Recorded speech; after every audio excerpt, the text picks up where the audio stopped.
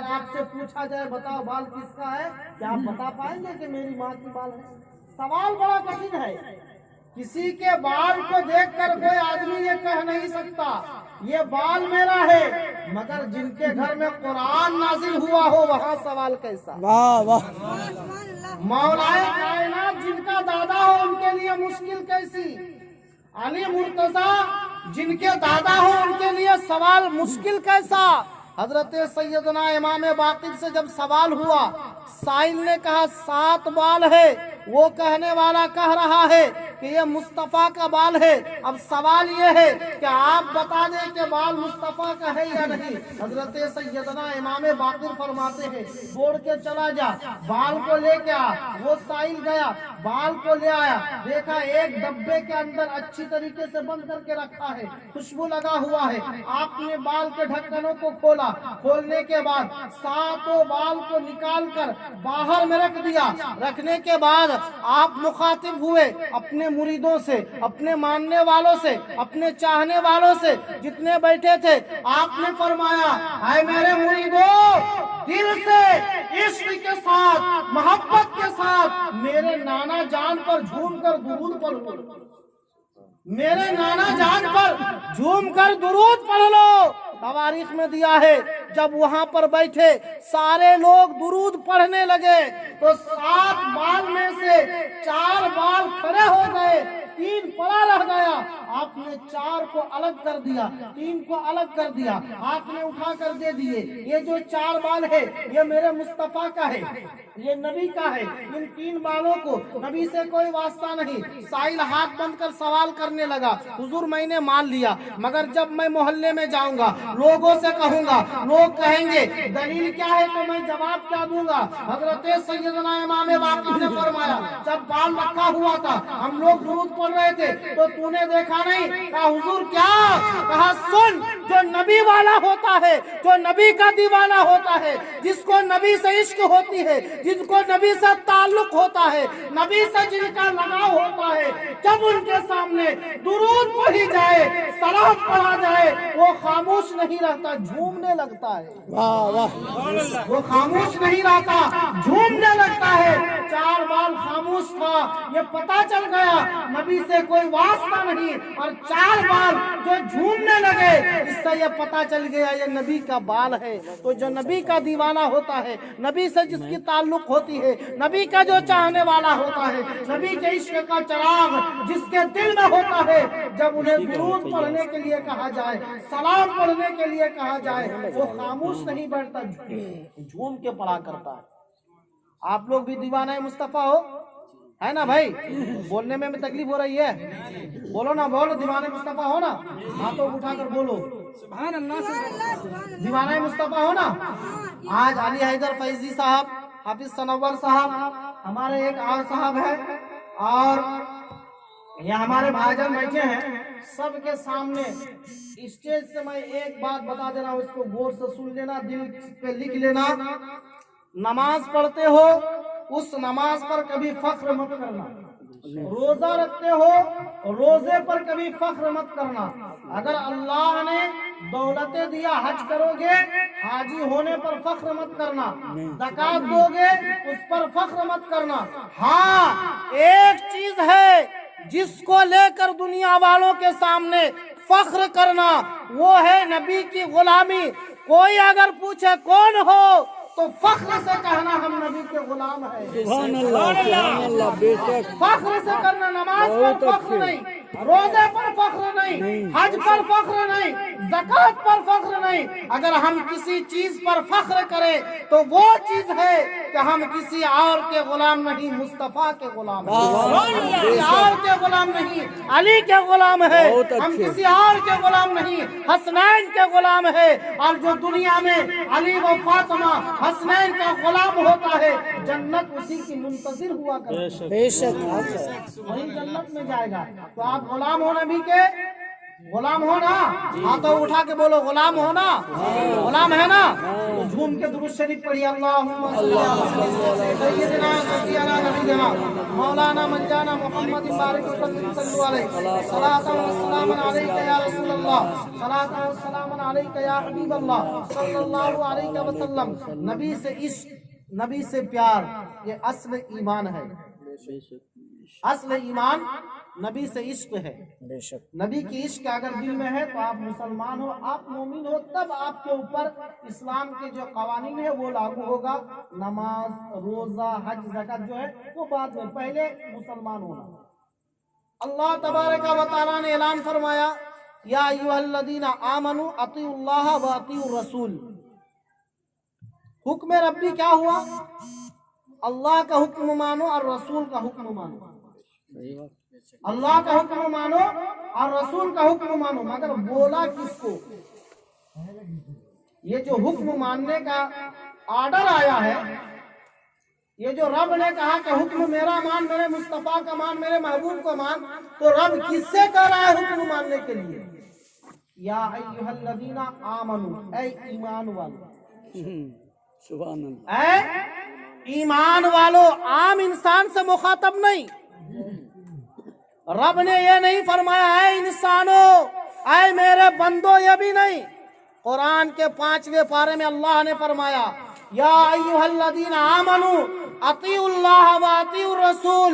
ऐ ईमान वालो, हुक्म मानो अपने रब का, हुक्म मानो अपने रसूल का। आज जो हम लोग इस महफिल में बैठे हैं, हमारे सरफराज साहब जो 1-2 दिन के अंदर दूल्हा बनने वाले हैं ना, शादी हो रही है जी। कहाँ है सरफराज भाई? कहाँ है? कहाँ जी दुल्हा बाबू? सुभान अल्लाह, आप सरफराज हैं। पहले से आपको शादी बहुत बहुत मुबारक, आपको मुबारक हो शादी। शादी सुन्नते मुस्तफा है, बेशक है ना?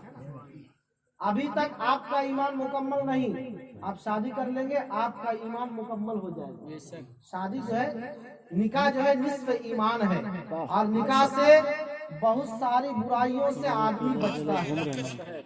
निकाह से बहुत सारी बुराइयों से आदमी बचता है। ये मुस्तफ़ा करीम ने ऐलान फरमाया, अल्लाह के नबी सल्लल्लाहु अलैहि वसल्लम ने फरमाया, लोगों निकाह को आसान कर दो, इतना फैला दो, इतना आसान कर दो कि जना करना दुश्वार हो जाए। लोग जब जना करने के लिए सोचे तो उसके लिए भारी लगे, मैं जना करूं, उससे बेहतर है निकाह कर लेता हूं, निकाह कर लेता हूं। देखिए निकाह के अंदर, मेरे मुस्तफा की एक सुन्नत निकाह के अंदर अल्लाह ने कितनी फजीलतें रखी। एक शादी में एक दूल्हा, एक दुल्हन आम मुसलमान की मौजूदगी में एजाबो कबूल हो गया। अब उससे जो नस्ल चला, जो बच्चे पैदा होंगे, लड़का हो या लड़की, किसी इंसान के अंदर इतनी हिम्मत नहीं होती, इतनी ताकत नहीं होती, उसके अंदर इतने कुव्वत नहीं होते कि उन बच्चों के ऊपर वो उंगली उठा दे। अगर उंगली उठाया उसका बाप है खड़ा हो जाएगा, उंगली उठाया माँ है खड़े हो जाएंगे, उंगली उठाया वो कहेंगे फला का बेटा है, कोई गाली नहीं देगा, कोई गलत नहीं कहेगा। मगर यही काम निकाह से पहले अगर कर दिया जाए, बच्चा पैदा हो जाए, तो वो बच्चा हलाली नहीं हरामी कहलाता है। एक बच्चे को अगर सही रास्ता मिला तो निकाह से मिला, सुन्नते मुस्तफा से मिला। तो मेरे नबी के हुक्म है, अन निकाह मिन सुन्नती फमन रग़िब अन सुन्नती फलैसा मिन्नी, है ना? निकाह मेरी सुन्नत है। तो यहाँ पर हुक्म मानो अल्लाह, अल्लाह के रसूल का।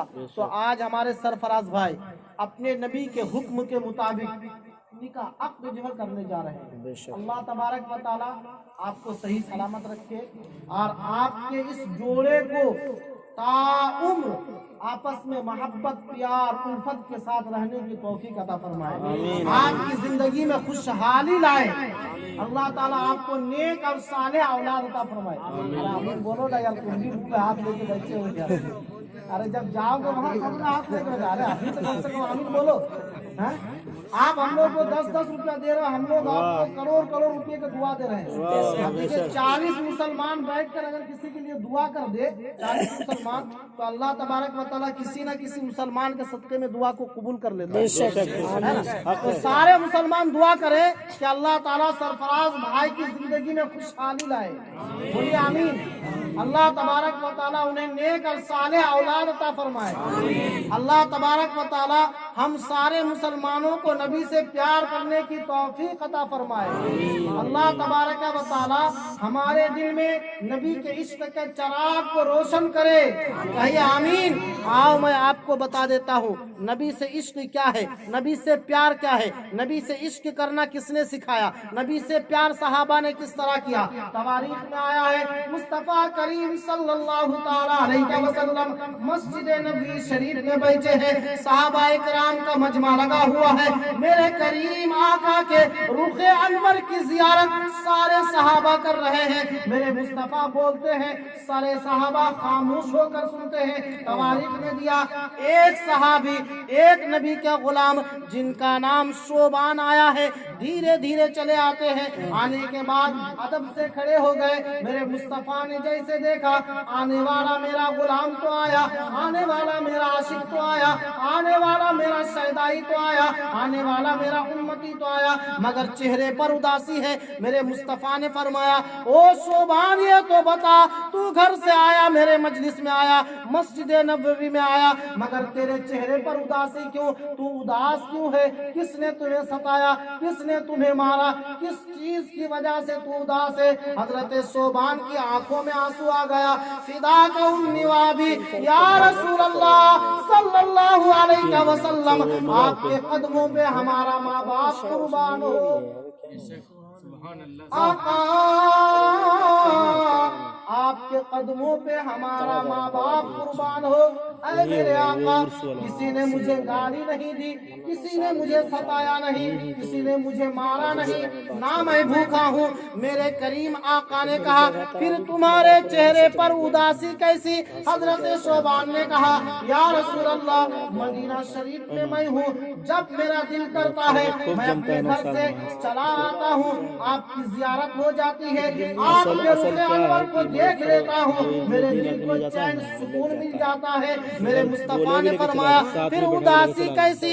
हजरत शोबान फरमाते हैं, या रसूल अल्लाह, जब मैं ये सोचता हूँ, मेरे आका ने फरमाया, क्या सोचते हो, क्या सोचते हो? तवारीख का जुमला सुनो, एक आशिक का जुमला सुनो, एक दीवाना मुस्तफा का जुमला सुनो। हजरत शोबान फरमाते हैं, या रसूल अल्लाह, जब मैं ये सोचता हूँ क़यामत का मैदान होगा, नफ्सी नफ्सी के आलम में होंगे, अल्लाह तबारक व तआला अपना फज़्ल फरमाएगा। फज़्ल फरमाने के बाद हमारी खताओं को माफ फरमाकर आपकी शफाअत के वजह से जब हमें जन्नत अता करेगा, ऐ मेरे करीम आका, मैं तो जन्नत में चला जाऊंगा, जन्नत के महलों में चला जाऊंगा। जन्नत में जाने के बाद ऐ मेरे आका, आप भी जन्नत में जाओगे, मगर आपका मकाम अरफा व आला होगा, आप दूसरे जगह पर होंगे, मैं अलग जगह पर होगा। मेरे आका फरमाते, तो इसमें परेशान होने की बात क्या है? इसमें परेशान होने की बात क्या है? आखिर तू परेशान क्यों है? उस सहाबा ने कहा, या रसूल अल्लाह सल्लल्लाहु अलैहि वसल्लम, मैं इस बात पे परेशान हूँ कि जन्नत के महल तो होंगे, मगर आपका दीदार नहीं होगा, तो महल किस लिए? जन्नत के महल तो होंगे, हुरो गिलमात तो होंगे, वहाँ अच्छे अच्छे मेवे खाने के लिए तो मिलेंगे, मगर आका आपकी जियारत नहीं हो पाएगी। बस यही सोच के मैं